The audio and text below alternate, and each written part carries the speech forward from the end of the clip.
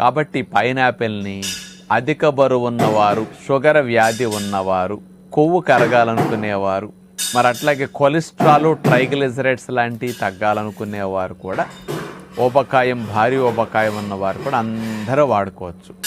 ఎవరికి ఏమి ఇది తినకూడదనేమీ లేదు. కాకపోతే ఈ పైన్ యాపిల్ని తినేటప్పుడు ముక్కలు కట్ చేసుకుని కొంతమంది చక్రాల వలె మార్కెట్లో కూడా కాస్త పంచదార చల్లి అమ్ముతూ ఉంటారు రోడ్ల మీద, తోపుడు బళ్ళ మీద. అలా తినేటప్పుడు ఏదో 1-2 ముక్కలైతే పర్వాలేదు, కానీ ఒక 2-3 స్లైసెస్, 4 స్లైసెస్ అట్లా పెట్టుకుని ఎక్కువ తినేసినప్పుడు ఏమవుతుందంటే ఇందులో చిన్నటి పీచు పదార్థాలు నూగుగా ఉంటాయి, కొంచెం షార్ప్గా ఉంటాయి. పైనాపిల్ ముక్కలకి అంచులమ్మటం అండి.